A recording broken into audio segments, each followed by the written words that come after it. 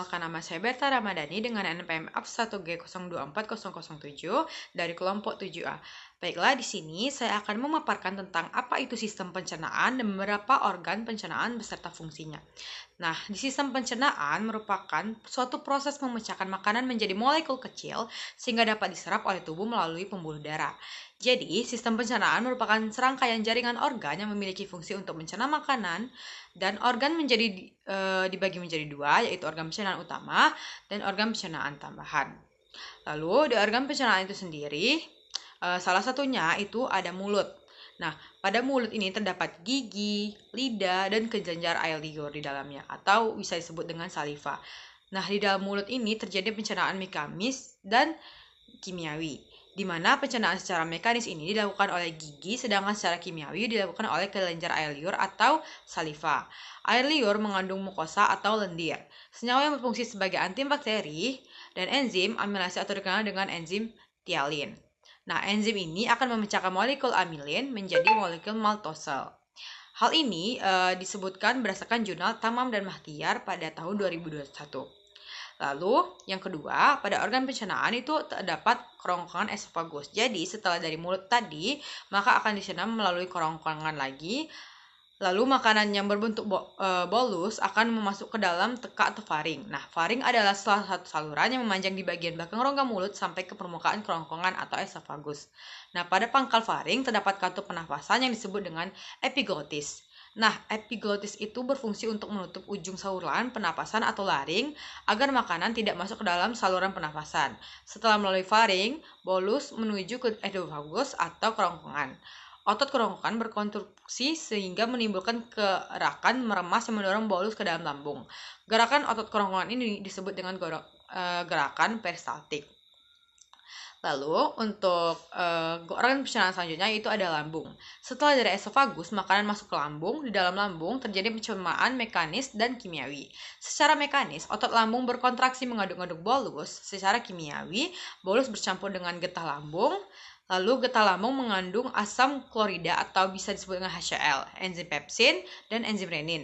HCl itu sendiri berfungsi untuk menjadikan ruang dalam lambung bersifat asam pH 1-3 sehingga dapat membunuh kuman yang masuk bersama makanan. Enzim pepsin akan menghidrolisis atau memecah protein menjadi pepton campuran dari polipeptida dan asam amino. Lalu enzim renin akan mengendapkan protein kasein terdapat dalam susu. Setelah melalui proses pencernaan selama 2-4 jam di dalam lambung, bolus menjadi bahan kekuningan yang disebut kimus atau bubur usus. Kimus akan masuk sedikit demi sedikit ke dalam usus 12 jari. Pengaturan ini dibantu oleh adanya stinger, yaitu otot-otot yang tersusun melingkar antara lambung dan usus 12 jari.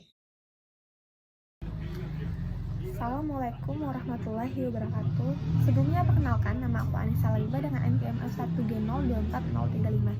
Jadi kali ini aku akan menjelaskan tentang mekanisme dari sistem pencernaan. Setelah makanan melalui lambung, ia akan masuk ke usus halus. Di usus halus ini terjadi penyerapan sari-sari makanan atau disebut juga dengan proses absorpsi. Tepatnya di duodenum dan jejunum.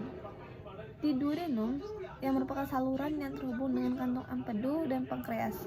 Getah pankreas ini menghasilkan enzim amilase, enzim tripsin, dan enzim lipase.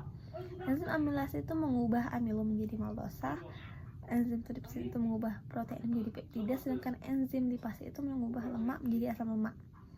Lalu setelah melalui usus halus, makanan akan masuk menuju ke usus besar. Di usus besar ini terjadi penyerapan air dan garam, serta juga berfungsi untuk mengatur kadar air pada sisa-sisa makanan. Di usus besar ini terjadi juga proses pembusukan makanan yang dibantu oleh E. bakteri coli, yang mana itu akan membentuk vitamin K dan B12. Sisa makanan yang tidak dapat dicerna oleh tubuh beserta gas-gasnya itu akan dikeluarkan melalui anus dan disebut dengan feses. Sedangkan anus sendiri merupakan organ yang terletak paling akhir dari sistem pencernaan yang berada di bawah rektum. Fungsinya ialah sebagai saluran sisa makanan menyelesaikan perjalanan akhir dari mekanisme sistem pencernaan. Hasil yang dikeluarkan oleh anus itu berupa feses. Baiklah, perkenalkan nama saya Kalenoris Manjunta dengan NPM F1G024063. Di sini saya akan menjelaskan cara kerja sistem pencernaan dan sistem pencernaan secara mekanik. Sistem pencernaan manusia terdiri dari pencernaan mekanik dan juga kimiawi. Prosesnya dimulai dari pencernaan mekanik yang terjadi di dalam mulut. Kemudian dilanjutkan pencernaan kimiawi oleh enzim di organ pencernaan lain. Sistem pencernaan manusia meliputi proses-proses yang kompleks di setiap organnya, antara lain ingesti, yaitu proses memasukkan makanan melalui mulut, mastikasi, yaitu proses mengunyah makanan dengan gigi, deglutisi, yaitu proses menelan makanan pada kerongkongan, digesti, yaitu proses pengubahan molekul makanan dengan bantuan enzim, absorpsi, yaitu proses penyerapan yang terjadi di usus halus, defikasi, yaitu proses pengeluaran sisa makanan yang tidak tercerna melalui anus. Kemudian, saya akan menjelaskan tentang sistem pencernaan secara mekanis. Baiklah, pencernaan mekanis terjadi di dalam mulut dan juga lambung. Prosesnya terjadi di dalam mulut, melibatkan gigi untuk gerakan mekanik dalam merobek makanan. Sementara itu, di lambung terjadi pencernaan mekanik yang berupa gerakan setiap seperti mengaduk atau meremas makanan. Gerakan mekanik dalam lambung tersebut digerakkan oleh otot polos.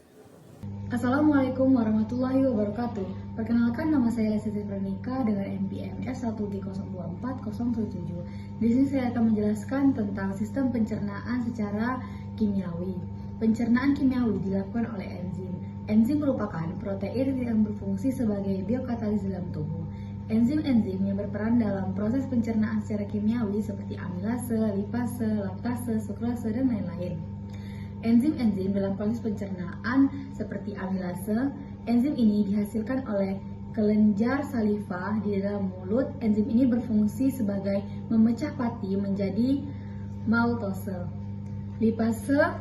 Selanjutnya lipase ini dihasilkan oleh pankreas, berfungsi untuk memecah lemak atau lipid menjadi asam lemak dan gliserol. Selanjutnya ada maltase. Enzim ini diproduksi oleh usus kecil, berfungsi untuk memecah maltose menjadi glukosa. Selanjutnya ada protase. Enzim ini dihasilkan di lambung dan pankreas yang berfungsi sebagai memecah protein menjadi asam amino. Selanjutnya adalah materi tentang penyakit atau gangguan pada sistem pencernaan. Yang pertama adalah MAH. Sakit MAH merupakan penyakit yang menyebabkan terjadinya peradangan atau irisasi pada lapisan lambung.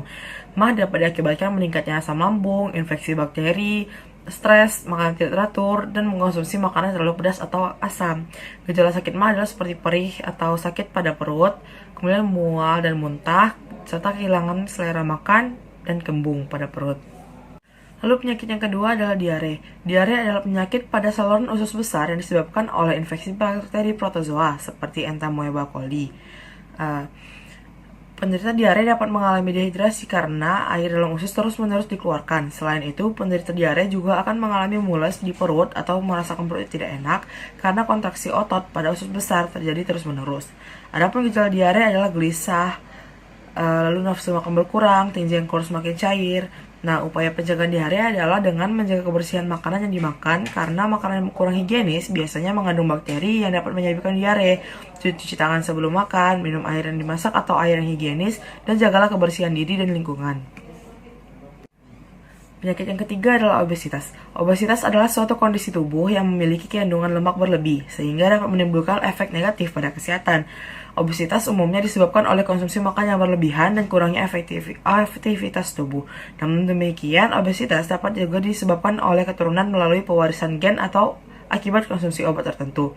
Upaya utama untuk mencegah dan menangani obesitas adalah dengan berolahraga dan mengatur pola makan.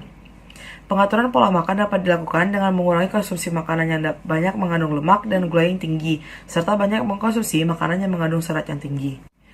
Yang keempat adalah disentri. Disentri merupakan tipe penyakit diare yang lebih berbahaya dari diare akut dan dapat menyebabkan kematian. Penyakit ini merupakan radang usus yang menyebabkan diare disertai lendir dan darah.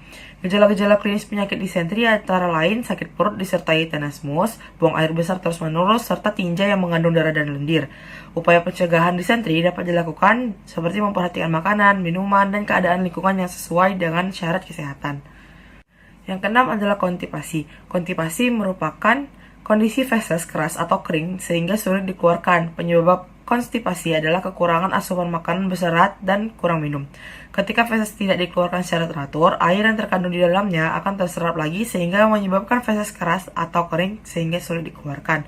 Upaya mencegah konstipasi di antara lain adalah tidak sering menahan buang air besar, makan makanan yang berserat seperti sayur, buah-buahan, dan hindari makanan yang tinggi lemak dan gula, karena makanan tersebut dapat menimbulkan konstipasi. Minum cukup banyak air.